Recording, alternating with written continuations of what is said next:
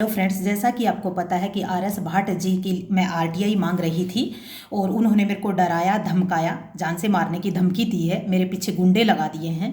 तो उसी एपिसोड में मैं आपको ले चलती हूँ। कल से इन्होंने क्या किया है, जैसे फेसबुक पे हमारी छोटी सी न्यूज़ आई है, तो क्या किया इन्होंने, मेरे ऐसी जगह मेरे नंबर डलवा दिए हैं आर.एस. भाट जी ने कि मेरे पास सेक्स रैकेट से कॉल आने लगे हैं। मेरे को इतना परेशान कर लिया, कल के कोई 200 फ़ोन कॉल और SMS और ये व्हाट्सअप आ रहे हैं मेरे पास।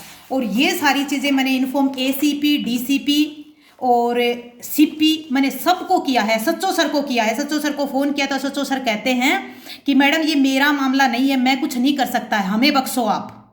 ठीक है, आप आपका जूरिसडिक्शन जहाँ पड़ता है वहाँ पे जाओ। आप इतने नंबर सेक्टर में रहते हो, वहाँ पे आपकी पुलिस चौकी पड़ती है, वहाँ पे जाओ आप। एसएचओ साहब, मेरे को आपने लॉक करवा रखा है, ये गुंडा मेरे साथ गुंडागर्दी किए फिर रहा है, मेरे साथ डिग्निटी मेरी के साथ खेल रहा है। कैसे बाहर जाऊं मैं? प्राइवेट आदमी, प्रोटेक्शन लेके जाती हूँ। पुलिस को मैंने बता रखा है, मैसेज कर रखा है, सारे अधिकारियों को मेल कर रखी है। पर ये इतने अंधे हो गए हैं कि सीएम साहब का फोन आता है, अमित शाह के यहाँ से फोन आता है, हम कुछ नहीं कर सकते मैडम, हमारी नौकरी चली जाएगी। आपको आपके बच्चे इतने प्यारे हो गए हैं कि मेरे परिवार पे दबाव बनाओगे आप। क्या कहोगे अपनी लड़की को मेंटली डिस्टर्बेंस के आप वहाँ पे डिप्रेशन की दवाई दिला दो, आप ये सजेस्ट करते हो साहब। जय हिंद मेरी पुलिस। एसीपी मैडम, एसीपी पंखुड़ी मैम, एसीपी कुंडू मैम, आपको जय हिंद है। आप लड़की नहीं हो, आपको इज्जत प्यारी नहीं है। आप कैसे मेरे परिवार को कह रहे हो कि डिप्रेशन की दवाई दिला दो? आपको थोड़ा बहुत भी नहीं आता कि कोई आदमी किसी को इतना हरास कर रहा है? मेरे पास मेरे नंबर ऐसे सेक्स रैकेट की साइट पे डाल दिए हैं और मैं आपको बता रही हूं, आप कुछ नहीं कर रहे हो। वो गुंडे लेके मेरे पीछे फिर जाता है, वो कुछ नहीं कर रहे हो आप। और फिर मेरे को ही कह रहे हो मेरे परिवार को कि नौकरी बचानी है तो जी आप वो कर लो, समझौता करवा दो अपनी सिस्टर से, ना तो 2 मिनट में लाइन में लगवा देंगे। ये क्या है एसीपी मैडम जी? आप कितना डराओगे? सलाम है पंखुड़ी मैडम आपको, सलाम है कुंडू मैम आपको, सलाम है सेक्टर 14 के एसएचओ साहब आपको। आप इतना करोगे? डीसीपी साहब ने तो मेरा फोन नंबर ही ब्लॉक कर दिया, कभी मैसेज ना जाए, कहीं पे मीडिया में कल बात चली जाएगी। अरे 156(3) में एसएचओ साहब, आप मेरे को जाने की सलाह दे रहे हो कि 156(3) में चले जाओ, हमारे पास क्यों आते हो? आप क्यों बैठे हो यहाँ पे? नौकरी से रिजाइन क्यों नहीं कर देते हो?